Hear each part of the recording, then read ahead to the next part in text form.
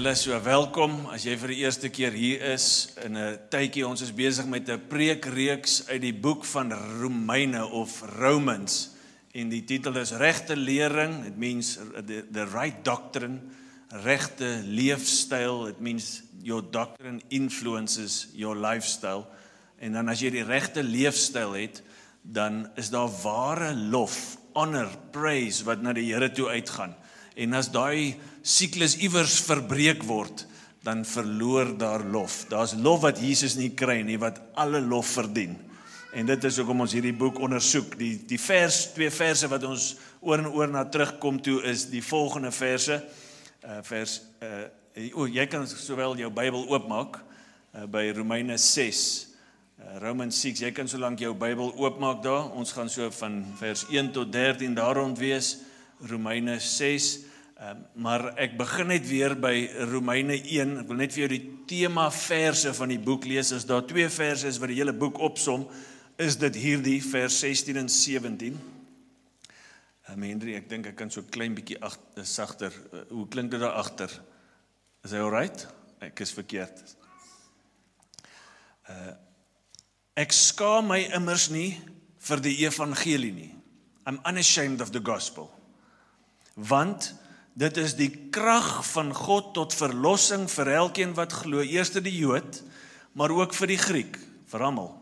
Want daarin, in hierdie evangelie, word geopenbaar dat die geregtigheid van God, the righteousness that is of God, ons het daaroor gepreek klaar, ek gaan nie weer verduidelik nie, van God geheel en al op geloof berus. Nie op jou werke nie, op geloof berus, dis die fondasie. Soos daar geskryf staan, die regverdige op grond van geloof sal leef. En is hierdie laaste deeltjie, op grond van geloof sal leef, waartoe ons vandag draai. Dis hierdie idee dat dit is nie net 'n ewige lewe wat vir jou wag nie, maar dit is ook 'n ander manier van lewe op aarde. Lewe deur geloof. Dis waaroor ons vandag gaan praat. En as die Here iemand red, as hy waarlik jou red, in daai oomblik is daar 'n proses wat aan die gang gesit word in jou lewe. Jy begin anders leef. Daar is vrug wat uitkom. Jy begin goed lief hê wat jy gehaat het. Jy het dit gehaat om Sondag in die koue op te staan, om kerk toe te kom. Maar jy is nou eerste hier. Jy begin goed lief hê wat jy gehaat het. Jy begin goed haat wat jy lief gehad het. Daai dronk partytjies, daai uitspattige partytjies, die lelike prentjies wat die jong manne en vrouens op die rekenaar kyk. Jy begin dit haat, want daar het iets gebeur in jou. Daar het 'n proses aan die gang gekom, en is sonder uitsondering in elke gelowige. Daar het 'n proses aan die gang gekom, dit word genoem heiligmaking, meer soos Jesus, in Engels sanctification. Maar hier's wat jy dalk al opgemerk het, dat dit wil voorkom, of die tempo waarteen sekere mense wat gelowig is, verander, vinniger is as ander. Het jy dit al gesien? Hier's iemand, wow, hierdie ou begin vrug dra, sy lewe verander. Ek kan nie glo, dis dieselfde ou as laas jaar nie. Het jy dit al gesien? En dan is daar ander gelowiges wat ook 'n ontmoeting met die Here gehad het, wat lyk of hulle traag is om te verander. What is up with that? Miskien het jy dit in jou eie lewe al gesien. Daar was 'n tyd, want man, ek was vuur en vlam vir die evangelie, ek het verander, ek het sonde neergelê, ek het getuig van Jesus, ek was opgewonde. Maar toe het die vlam begin so maak. Tot op 'n plek waar jy vandag sê, "Sjoe, die laaste jare het daar geen verandering regtig in my gebeur." As ek 'n eerlike gesprek met myself moet hê in die spieël, ek is nie seker ek verander nog nie. Dalk het jy ook in jou lewe gesien, dalk is jy gered, maar daar's sonde wat vasklou aan jou. Weet jy waarvan ek praat? Man, dis asof hierdie ding nooit gaan breek nie. Wat moet ons maak met hierdie goed in ons lewens, as hierdie proses beskikbaar is vir ons van voortdurende verandering? What do we do with this? En dis waar die preek vanoggend gaan, en ek glo dit gaan ons help om meer vry te kom van sonde en meer soos Jesus te word. Sanctification is die proses, hoor dit, en jy gaan dalk 'n vraag oor dit hê. Sanctification, heiligmaking, is die proses waardeur God en die gelowige, ek gaan dit nou verduidelik, waardeur God en die gelowige, kom ek sê dit anders, God werk en die gelowige werk. En deur hierdie proses word jy meer vry van sonde en jy word meer en meer soos Jesus. Dis God wat werk en is jy wat werk. Dis 'n bietjie anderste as regverdiging, justification. Daar het ons geen aandeel nie. Maar hier wil dit blyk of die gelowige 'n aandeel het, wat dalk vir ons 'n vlaggie kan waai en sê, ek wonder hoekom groei sekere mense vinniger as ander. Die tema vanoggend is heiligmaking, en hier is die ondertitel of die subtitel, wat jy moet weet. Heiligmaking, wat jy moet weet, want dit wil voorkom of sekere mense sekere goed weet, wat ander mense nie weet nie, en daarom groei hulle vinniger en vinniger. Ek wil vir jou iets sê oor heiligmaking, dat alhoewel dit 'n proses is, wat eendag gaan vervolmaak word, jy gaan nie nou soos Jesus lyk nie. En ek sê dit met versigtigheid, want mense is geneig om te hoor, okay, maar dan kan ek stop om te verander. Nee, dis 'n proses wat aangaan, en wanneer jy sterf, gaan die heiligmaking, of the sanctification of your soul, in daai oomblik, as jy 'n Christen is dit volmaak. En dan wanneer Jesus kom om te oordeel, dan is daai heiligmaking vir jou liggaam, dan kry jy ook 'n nuwe liggaam. Dan is dit ook perfek gemaak. So dit lê voor vir almal in heiligmaking. My doel vanoggend is om 'n bekommernis wat ek baie keer het as 'n iemand wat lief is vir mense wat voor my sit. Iemand wat sien wat gaan in die dorp aan. Is my bekommernis die volgende: dat iemand sal dink hy's gered, maar hy verander nie. En hy is nie gered nie, want almal wat gered word verander. En jy word mislei. Sodat jy eendag op 'n plek sal kom waar jy voor die Here staan en hy sê, maar gaan weg, ek het jou nie geken nie. En dis seker een van my grootste bekommernisse as 'n prediker, dat mense misleid sal wees. Die ander bekommernis is dat iemand sal staan gered, waarlik gered, maar hy weet nie wat Jesus beskikbaar gemaak het vir hierdie nuwe lewe wat voor lê nie. Hy weet dit nie. En dan sê hy so bietjie soos asof jy in 'n tronk is wat oopgesluit is en jy staan daar vasgevang in sonde, vasgevang in die gewoonte sonde van pornografie, van drank, van rasisme, van passiwiteit in die koninkryk, van geen disippelskap nie. Jy's vasgevang in dit en jy raak gewoond aan dit. Maar jy weet nie, dis oop. Jesus het iets gedoen vir 'n nuwe lewe waarin jy kan stap. Dis sekerlik een van die twee grootste bekommernisse wat ek het. En in die stuk waaruit ons lees, vat Paulus die idee aan wat mense die evangelie verkeerd verstaan. Hulle het gehoor, hoorie, maar as hierdie evangelie so ongelooflik is, dat hy al my sonde wegvat, justification, onthou julle, al my sonde van die verlede, die hede en toekoms, is betaal. Ek is nie meer strafbaar, kan julle die trap sien? Ek is nie meer strafbaar vir dit nie. Paulus, as dit jou evangelie is, jou evangelie bemoedig mense om aan te hou sondig. Want, jy is op 3 vlakke klaar vergewe, verlede, hede, toekoms. So wat maak dit saak? Hou aan sondig, sodat die genade kan meer word mos. En die mense het 'n ongelooflike vermoë om so te dink.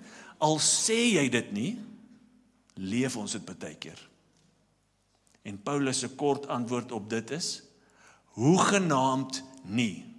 By no means, glad nie, is jy de mekaar.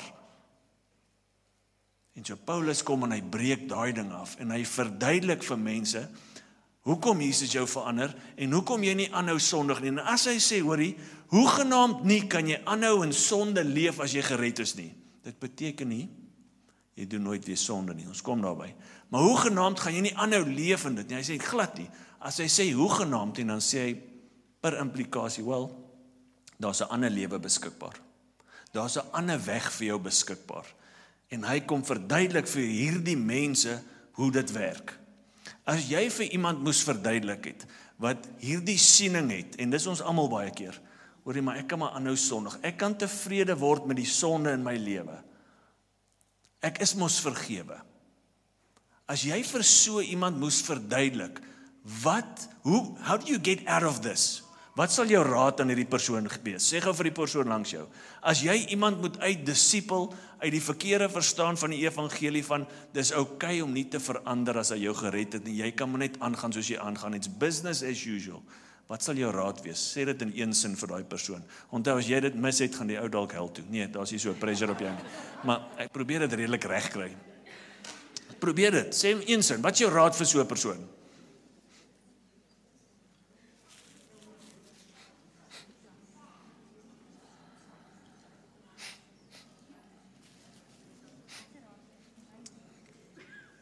En nou gee daar 2 mense vir 1 mens raad. Wat gaan jy aan? Ok. Hy gee haar raad vir Tannie Wally, dis goed. So hier's wat ons baie keer doen, hoor. Ek moet net vir jou sê wat jy moet doen. Jy moet ophou dit doen, en jy moet dit doen. Kom ek sê vir jou wat ek gedoen het. Miskien was dit van jou raad. Ons dink die moralist in ons, sê, ok, maar hier's wat jy moet doen. En Paulus begin glad nie daar nie. As jy op die volgende slide kyk, is daar iets wat uitgestaan het. Of weet julle nie? Vers 6, dit weet ons. Vers 9, ons weet dat. En jy hoef nie nou die blanks in te vul nie, maar die idee is dit. Hy sê, daar's sekere goed wat jy moet weet. Jy weet dit 10-1, en dis hoekom jy so glo, en omdat jy so glo, is dit hoekom jy so lewe. Daar's sekere goed wat ons moet weet, wanneer dit kom by heiligmaking. En dis presies waar Paulus begin, as hy hierdie goed van praat. Want sonder hierdie realiteite, en ek praat nie van, jy moet dit weet nie, kennis nie. Dit moet 'n realiteit in jou lewe wees. Dit moet so wees. As jy nie hierdie goed weet en het nie, is daar nie verandering moontlik in jou lewe nie. Jy gaan hard probeer, soos toe ek probeer om te verander voor ek gered was, maar ek kon nie verander het nie. Ek was op 'n manier kragteloos. Ons kom daarby. En hy sê, as jy selfs 'n Christen is, want hy praat met Christene, en jy weet nie hierdie goed nie, gaan die duiwel kom, hy gaan nie jou siel kan steel nie, want jy is gered, maar hier's wat hy gaan doen. He'll try to delay your sanctification. Want hy weet, hy steel lof wat aan Jesus behoort. En so Paulus begin, hy sê, hierdie moet julle weet. En as jy dit nie weet nie, dan is jy so geneig om labels te ontvang, wat die wêreld op jou sit. Hulle is maar tight, hulle sal nooit verander nie. Ek sien jy kyk vir my oor daai baadjie, dis nie op my baadjie nie. Hy is maar van 'n merwe, hulle gaan maar kwaad bly. Nou is jy bang ek, maar so kan ons aangaan, reg? Hy's 'n venter. Hulle gaan nêrens kom in die lewe nie. Wat ook al op jou en as daar een ding is wat jy maar kan weet, hulle het dronkenskap in hulle familie. Hulle gaan almal saam slaap voor hulle trou. Al die jong mense doen dit. As daar een ding is wat jy maar kan weet van labels, die mens het 'n manier om op te leef daartoe. En Paulus weet dit. Dis hoekom hy sê, julle moet hierdie goeders weet. Vers 1-2 sê die volgende. Wat sal ons dan sê? Sal ons in die sonde bly voortleef, sodat die genade kan toeneem? Hoegenaamd nie. Ons wat die sonde afgesterf het, hoe kan ons nog langer daarin bly leef? Paulus gebruik die res van die verse in hierdie gedeelte, om hierdie 2 verse te verduidelik. Die antwoord is, jy kan nie verander as jy gered is nie. Om voort te leef in sonde moet mooi gedefinieer word. Dit beteken nie, jy gaan nooit weer 'n sonde doen nie. Voortleef beteken, jy linger in dit. Daar's 'n opsie van wegstap van dit, maar jy het 'n doelbewuste keuse wat jy gemaak het om te bly in dit.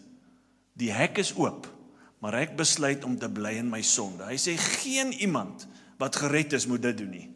Dit praat van doelbewuste, gewoonte sonde wat jy aanhou doen, en jy kies om dit te doen. Dis waaroor daai voortleef, tarry, of wandel of linger in die sonde. Dis waaroor dit gaan. Hy sê, geen een wat gered is, sal dit doen nie. En die rede vir dit is, as jy daai vers kyk, hy sê, want jy het afgesterf vir die sonde. Nou ek en jy weet, ons doen nog sonde. So dit kan nie beteken dat ons nooit weer enige sonde doen nie. So wat beteken dit? So kom ons gaan aan, soos ons dit unpack.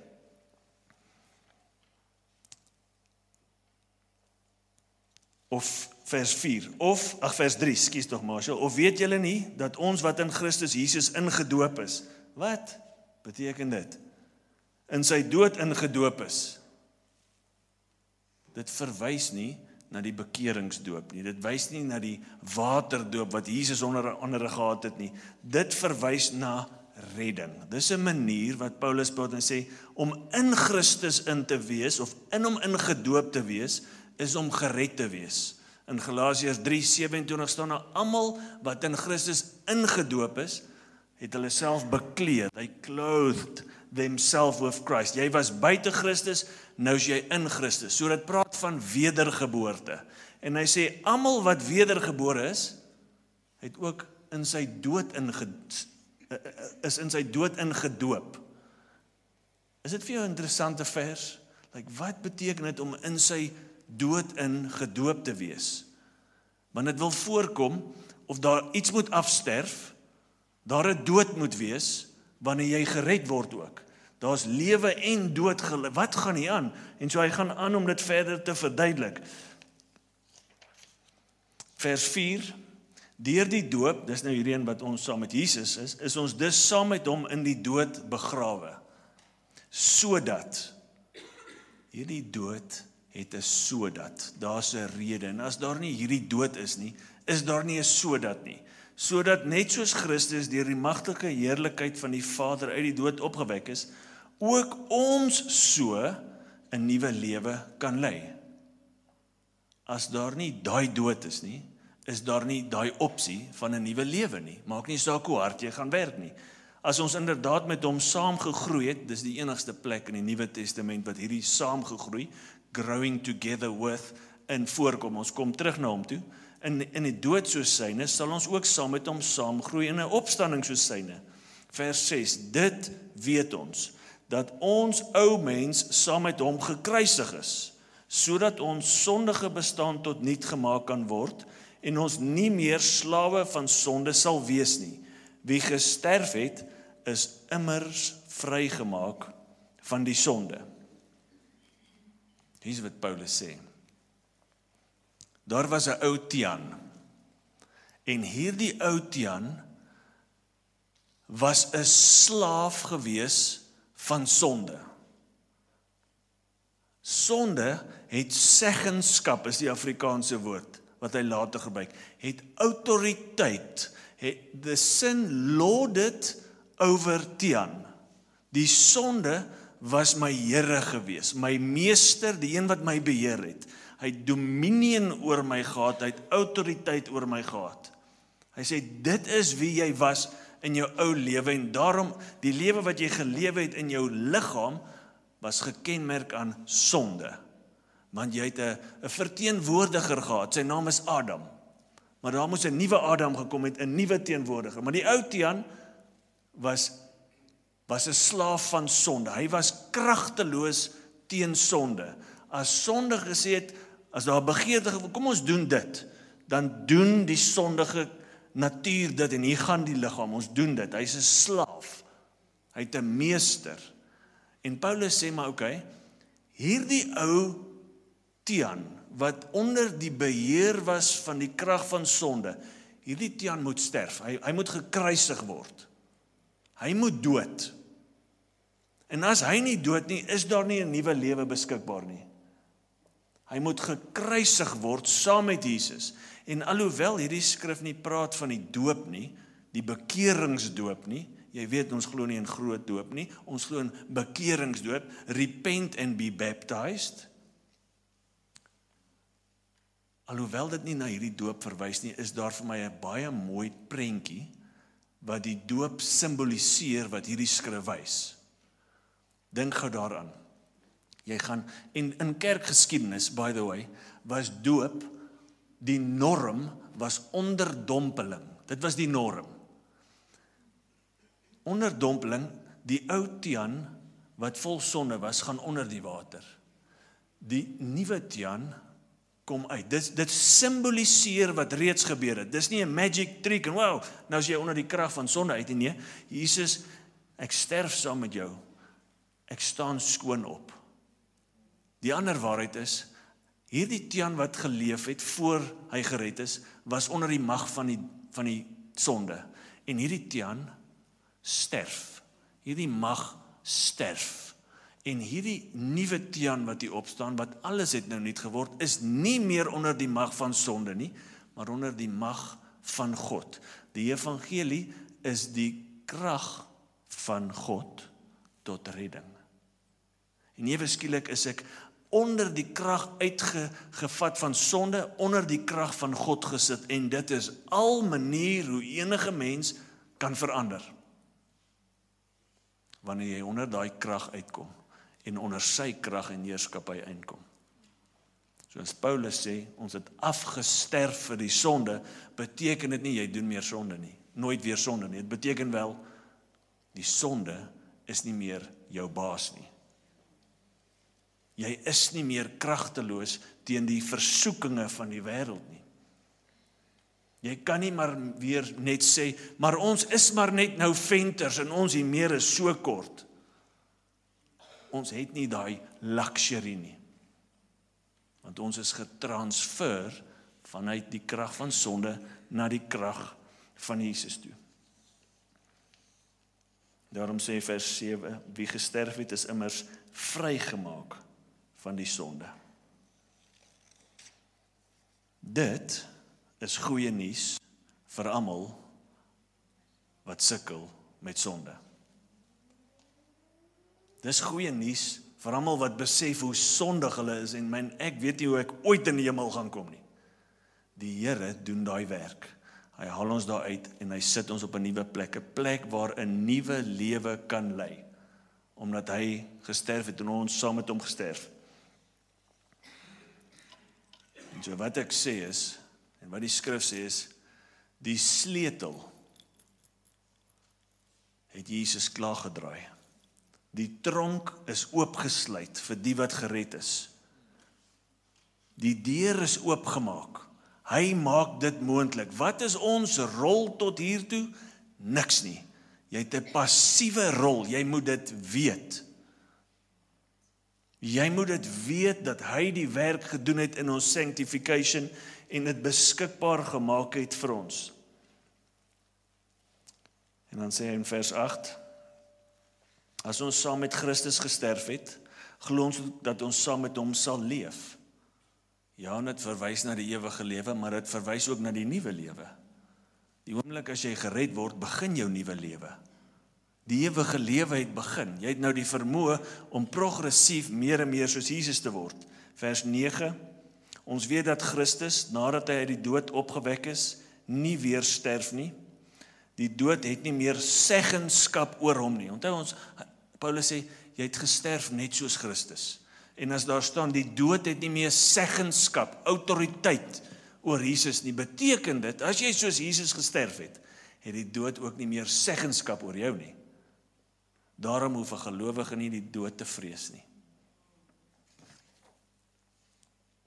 Want die dood wat hy gesterf het, het hy ter wille van die sonde eens en vir altyd gesterf. Wat beteken, die wat in Jesus glo, sal nooit weer sterf vir sonde nie. Want Jesus het klaar gesterf vir sonde. En dit beteken dat jy nie net in sy oorwinning oor die dood deel nie, maar ook in sy oorwinning oor die sonde deel. En dis 'n goeie evangelie. Dis 'n baie goeie evangelie.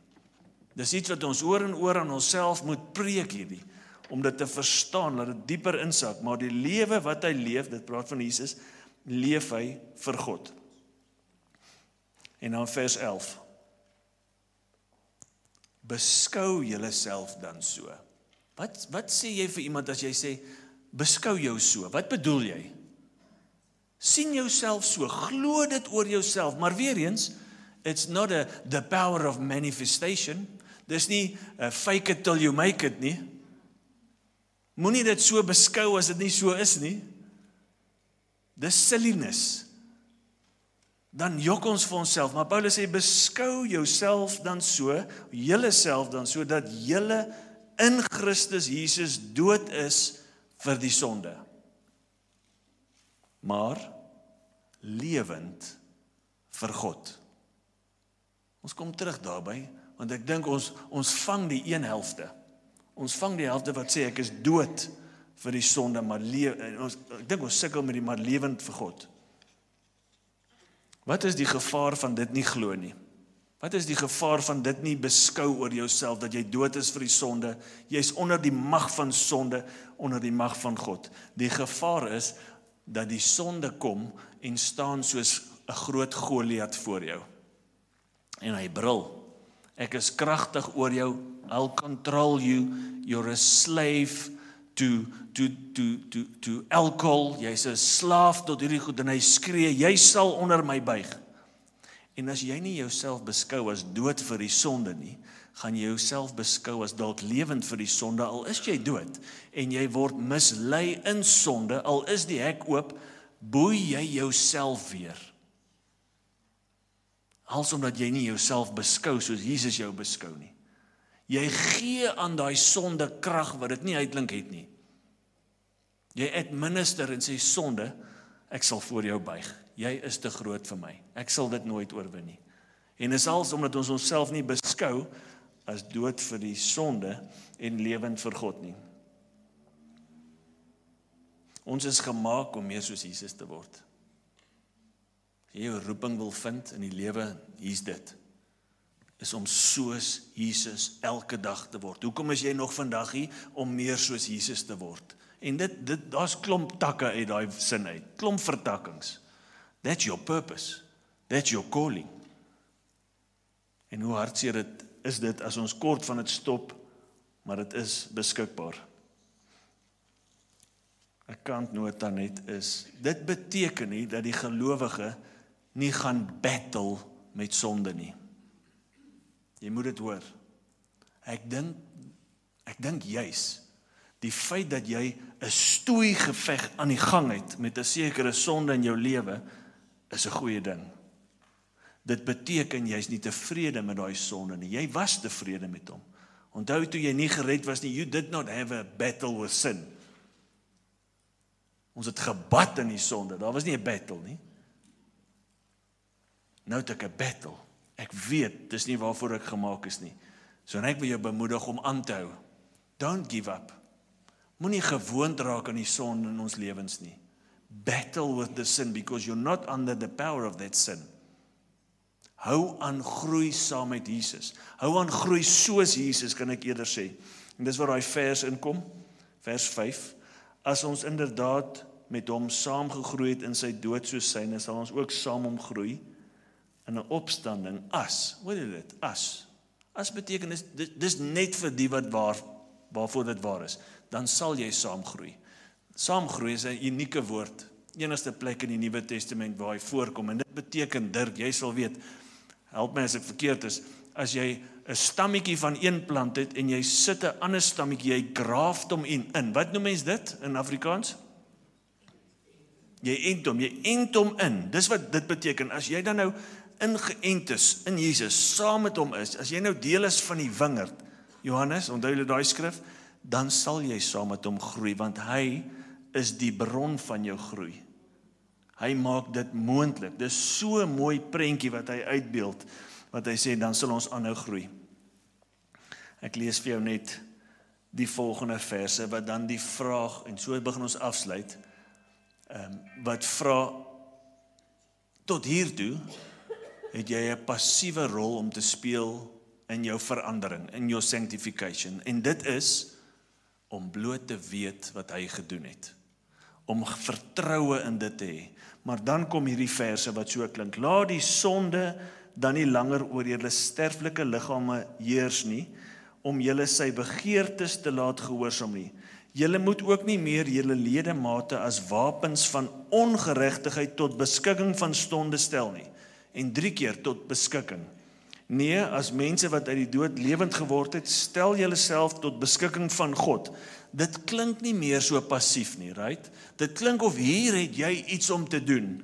En julle ledemate as wapens van geregtigheid tot beskikking van God. Heiligmaking het 2 dele. Dis die passiewe deel wat jy moet glo en groei in, maar dan is daar ook 'n aktiewe deel waarin jy deel moet neem. En hierdie woordjie beskikking skryf dit. As jy gaan na die volgende vers slide toe. Nog enetjie aan, dis wat ons gesê het. Hou hom net daar. Dit beteken daar is geen kort paaie na heiligmaking toe nie. Ek lees vir jou 'n paar verse net om te hoor dat jy het 'n rol om te speel.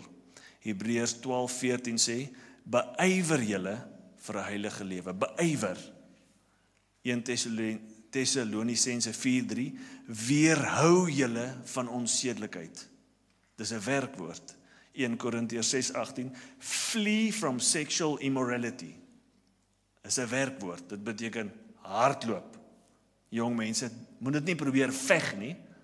Trek jou tekkies aan, maak die veters vas, hardloop. Nee? 2 Petrus 1:5, make every effort, sê die skrif, om te groei in karaktereienskappe wat geken is aan goddelikheid. Daar is geen kort pad na heiligmaking toe nie.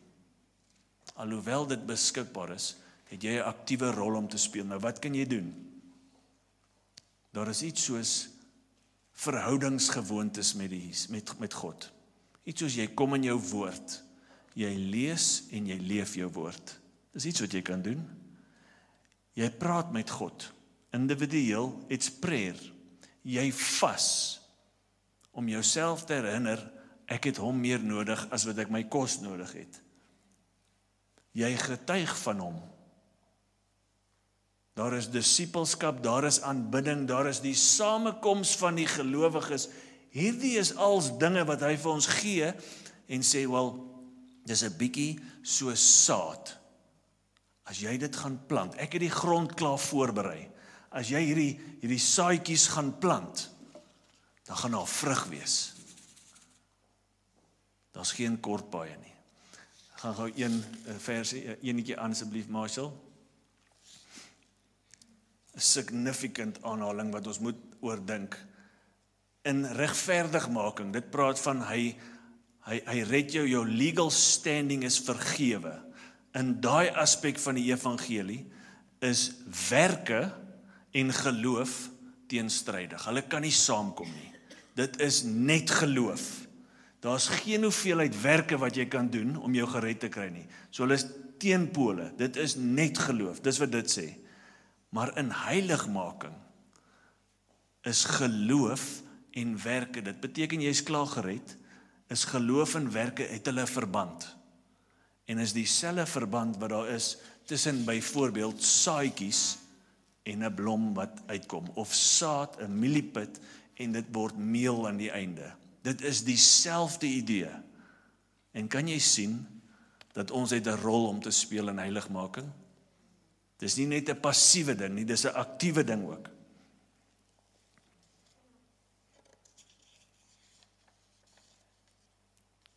Tweede ding wat jy kan doen is, gaan vir my enetjie aan, Marshall, asseblief.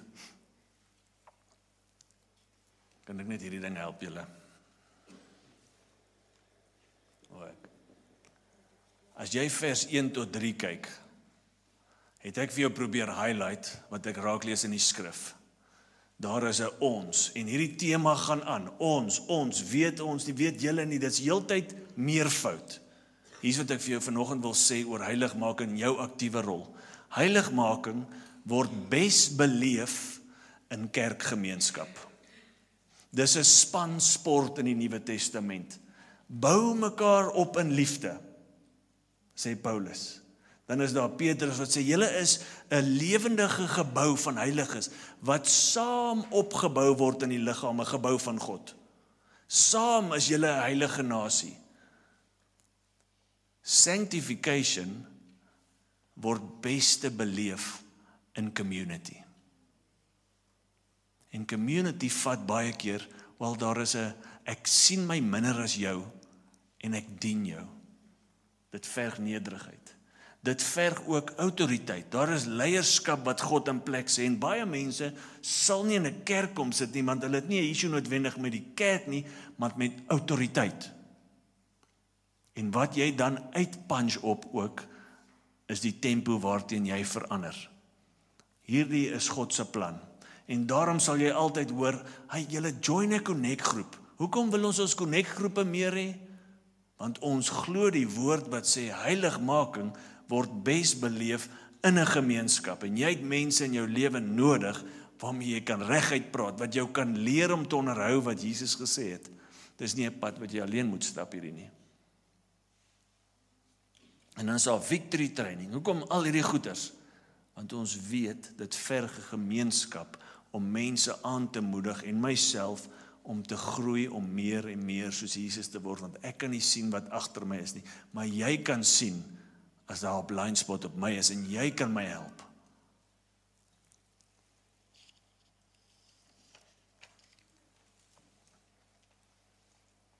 En laastens, daai vers 11, beskou julle dan self so, dat julle in Christus Jesus dood is vir die sonde, maar lewend vir God.